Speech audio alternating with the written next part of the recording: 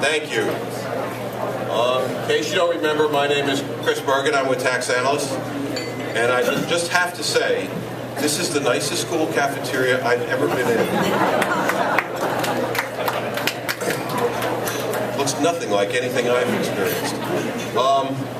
It's a great kick for me to introduce to you David K. Johnston. He's a friend of Tax Analysts. I'm proud to say he's a friend of mine. We've been together for a long time. Now, I could take a long time and describe all of David's accomplishments, but we've edited it down to a reasonable statement so I can get out of the way and let him start. David won the Pulitzer Prize in 2001 for his coverage of taxes for the New York Times.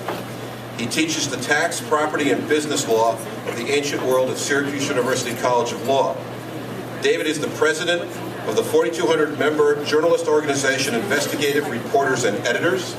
David, by the way, is one of the best investigative reporters that was ever born. He wrote the bestsellers Perfectly Legal and Free Lunch, which I believe I have both signed copies of.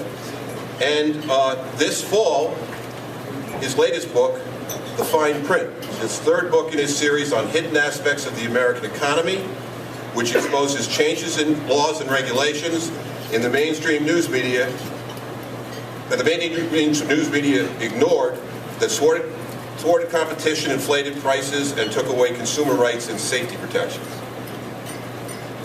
He also writes and blogs for Tax Analysts. So on behalf of Tax Analysts, let me say, hang on to your seats. Here's David K. Johnston.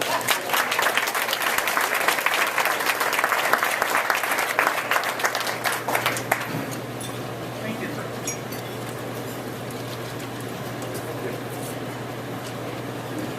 Well, thank you for being here, and I agree that, boy, what cafeteria. Not like anyone I went to.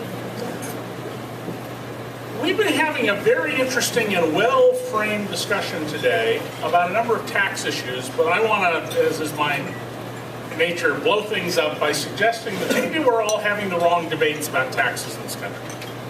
Maybe we need to step back and think a little differently, because I think what's underneath, what is driving all of the discussions that we have, a lot of the scholarship that's done by people who presented excellent papers today and others, all derives from the Chicago School's emphasis and influence on American policy. And I went to the Chicago School. I'm not a graduate of it, but I went to it. I often call myself the leading apostate of the school, but if Richard Posner writes one more book like the last one, I'm going to have to stop saying that. So let me suggest that we need a couple of parameters and then walk through why I think we're having the wrong debate. Now, it was mentioned this morning what the income tax in America is really becoming. It's becoming a wage tax, and it's becoming a wage tax for everyone but executives and very, very high earners. Look where we start the top tax rate in this country. A two-income professional couple, a doctor married to a dentist, not a brain surgeon, but a pediatrician married to a dentist. They're on the cusp of the top 1%.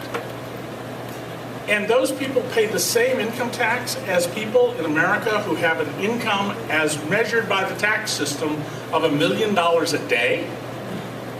There's something seriously wrong if you think that's a progressive system. Secondly, the real game, which Ed McCaffrey particularly talked about, and I try very hard when I talk to audiences who don't think about tax, ordinary Americans, to get them to understand this, is if you're wealthy enough, you don't have to pay taxes anymore in America. They're voluntary. And I've written enough pieces for tax notes, for Reuters when I worked for them, for the New York Times, in my books where I have named very wealthy Americans who we know from the public record do not pay income taxes. They've had to disclose it in a divorce proceeding or litigation or because they ran for public office.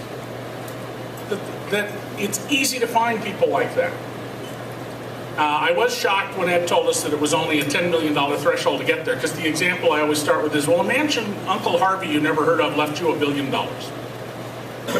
But we have a problem with what we count as income under a system designed a century ago to a Congress who, when they discussed capital gains taxation, they had a meeting where their model for capital gains was the life cycle of a cow. Now, we also had a little bit of discussion about capital gains, estate taxes, and whether we should have an inheritance tax. I think that this idea that you can have gains that will never be taxed is very pernicious. It is what will lead to America becoming like 18th century France. And I presume you all recall how well that went. Dynasty trusts are part of that. Why was there a French Revolution? Because if you were born in the 1700s in France, your entire life's economics were determined by how well you picked your parents, your gender, and the order of your birth. And because all the property was tied up in these trusts controlled by the church and the aristocracy, and there was no opportunity, there was no recycling, there was no up and down. In America, we now have created a system where we allow American corporations to pile up unlimited amounts of untaxed profits.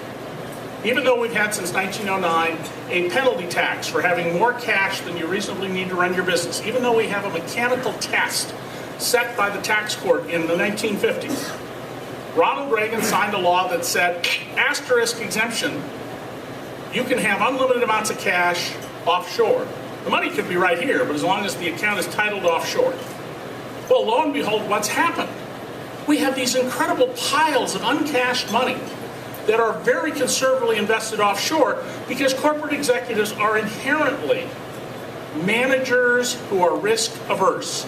And if you doubt that, there's a study that came out last year showing that 72% of the money raised in initial public offerings in this country, in secondary public offerings in this country in the last decade was money not used to build a new factory or support research or expand the company, but for savings. Hoarding cash by executives, which is not at all what we want as an economy nor what people want to have as investors. We are seeing the rise, because of the rules we have and the way we are thinking about tax issues, of what Ed Kleinberg calls stateless income, and that Steve Bank, I'm sure, will talk about this afternoon. We are not discussing, when we talk about saving, that all savings is not alike. We are not discussing that all investment is not alike. We are not discussing how our tax laws encourage unproductive investment and discourage productive investment here in the U.S. Go buy yourself a boat that has a sleeping area, a kitchen, and a head, and you qualify for the mortgage interest deduction, provided you make enough money in order to qualify for it, which you probably do if you can afford to buy the boat. This makes absolutely no sense whatsoever. I was at a wedding in Palm Beach in December, and my wife and I drove around and looked at the houses, and we came upon where all the yachts were, some of them over 100 feet long, and I looked at it and I said, that's not after-tax dollars. Those people aren't using their after-tax, I don't care how wealthy they are, those aren't after-tax dollars for these pleasure boats. This is evidence that the tax system is not doing what it's supposed to do. Now, we also talk a lot about tax expenditures, $1 trillion a year. And the fact is, most of those are for benefits to large numbers of people, but they tend to be like the housing subsidy, upside-down benefits, like the pension subsidy, like the 401k subsidy, upside-down benefits where people who make more get the benefit. I think we need to be talking in terms of taxes on what we spend our taxes on and what the purpose of taxes are. We need to change the debate to go back to some fundamental basics. In my neighborhood in Rochester, New York, we voted 6 years ago to raise our property taxes. And I live, according to the Tax Foundation, in the county with the highest property taxes in America. I pay over 4% of the annual value of my house in property taxes. On the other hand, housing in Rochester is so cheap, we call it a depreciating asset. By paying more taxes, I'm better off. Remember when George Bush used to say, I want you to have more money in your pocket, so I'm cutting your taxes? Well, in my neighborhood, for every additional dollar I pay in property taxes, for what we voted for, I have $1.80 more cash in my pocket. How did I do that? Because we went from a quote-unquote free market garbage collection system where every single day of the week a different stinky diesel truck came down the street, and every day when you drove down the street somebody had trash on the curb, to collectively buying that, using our joint buying power and competitive bidding, and now we have 1 day a week service and we pay about 40% of the price we used to pay. Paying higher taxes can often make you wealthier and better off. Nobody's talking about that in this country. I have given a talk just about this to audiences and had people shout out, "You're a liar." I had a young man in Wisconsin at a college I spoke to, a college student, who began badgering and arguing with me about this. And I said, well, why don't you hear the story of how we do this? He says, you're just lying. And he and his friends got up and they walked out. They would not listen because they had been indoctrinated in this idea. Tax has become the most vile four-letter word in America. Now, if we were to talk about how we spend our tax dollars, I think we'd be having a very different debate. We do not have in America universal health care, despite what Dr. Braun, the congressman from Texas says, or from Georgia says. He says, everybody has health care, you just go to the emergency room. Right, a great place to get treatment for heart disease, diabetes, all sorts of chronic illnesses. For every dollar on a purchasing power parity basis that the other 33 modern economies in the world spend on universal health care, Americans spend $2.64. $1 to $2.64. It's $8,200 a year in this country, $3,100 on average in the other 33. Portugal, a country with significantly less than half the income of the U.S. in purchasing parity dollars, per capita income. Portugal has universal health care. How can they afford universal health care if we can't afford it? In fact, how can we not afford to have universal health care?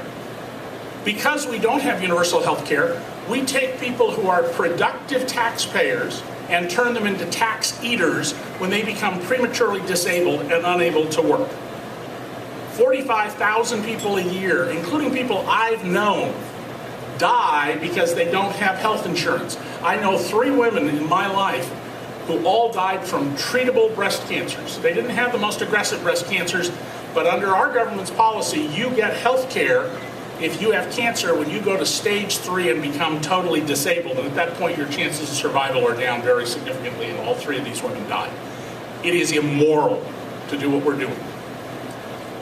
I own with 2 of my 8 children a little business. It's a tiny business. It's less than $2 million a year. When we started this business, had to spend a number of evenings trying to figure out how to buy health care. It is none of my business who my employees sleep with, what religion, if any, they believe in, what color car they drive, what furniture they have, who they vote for. But it's my business whether they might have a heart attack, a chronic illness. And why do I have to divert time from the business we want to be running to deal with health care? If this business was in Hungary or Canada or the Netherlands or Australia, I wouldn't spend 1 second thinking about this. And a friend of mine in Rochester, I have the oddity, because housing is so cheap, of having a number of people in my neighborhood who are quite wealthy. A few of them own their own jets. One of my neighbors, a man who owns his own 33 different businesses and employs thousands of people, was explaining to me one day how the healthcare system is really, in his view, a subsidy system for the very biggest corporations, some of which he competes against in certain markets. But a penalty system for guys like him because, well, he has thousands of people working for him in all these different companies. They're not big enough to pay market rates. They pay premium rates for their health insurance. It's an institutionalized disadvantage. So maybe we need to have not just critical race theory, which you heard from Dorothy Brown about today, but critical corporate theory in the same way. Look at the money we spend on national security.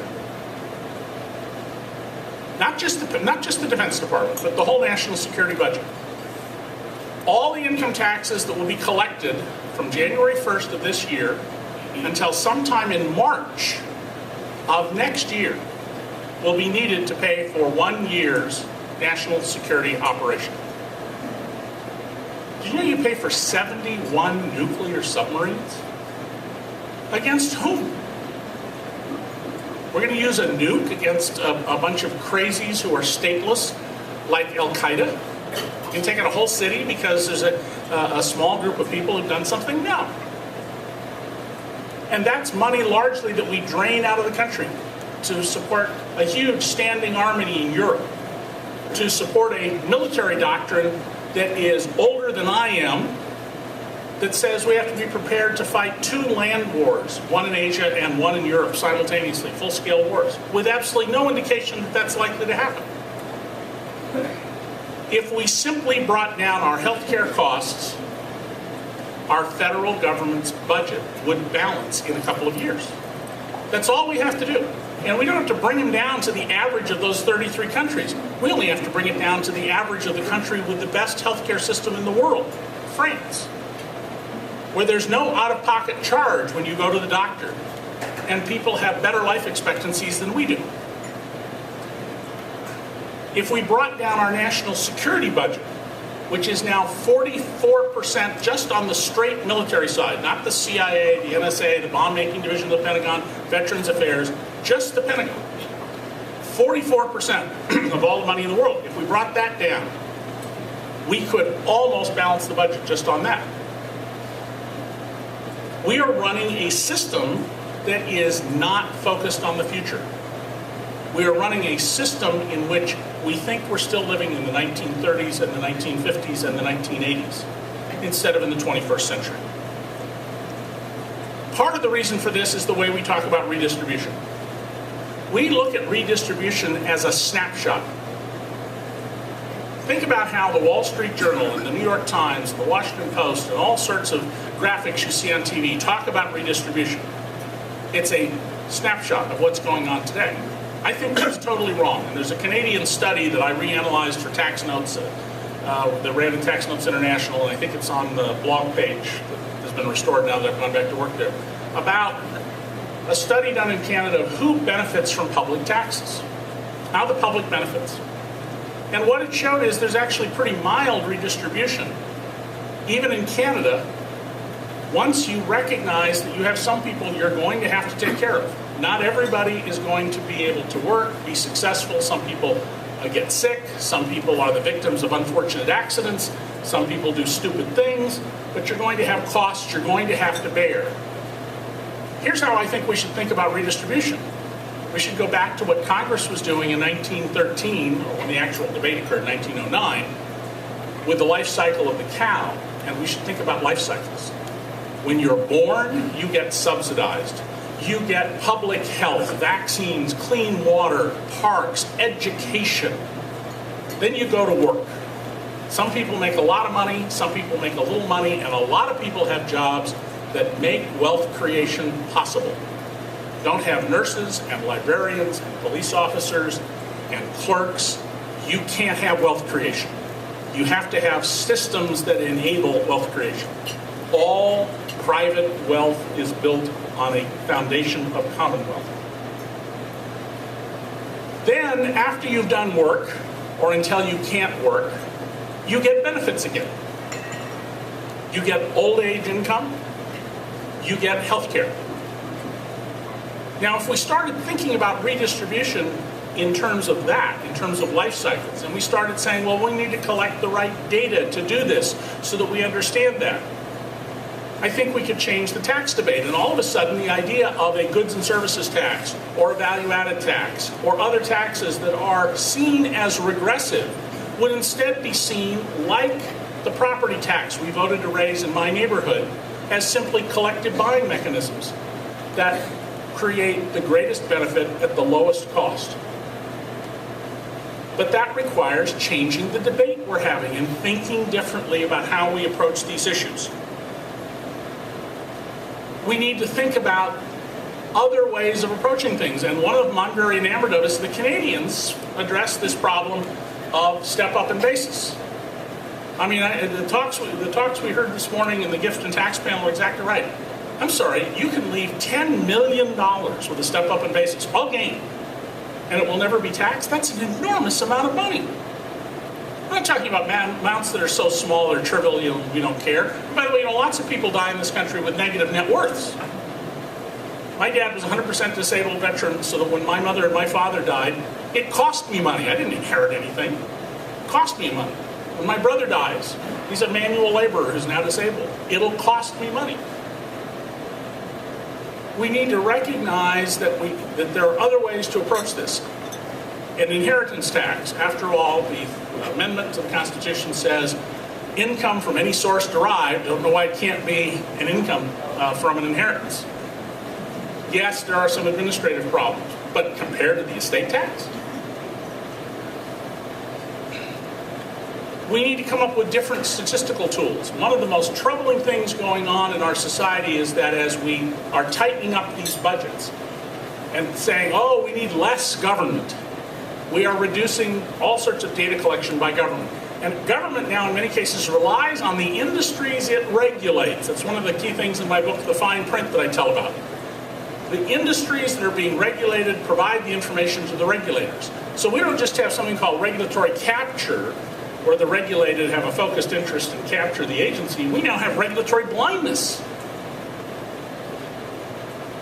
And we're increasingly seeing an important trend in tax, and that is the diversion of tax dollars from public purposes to private gain.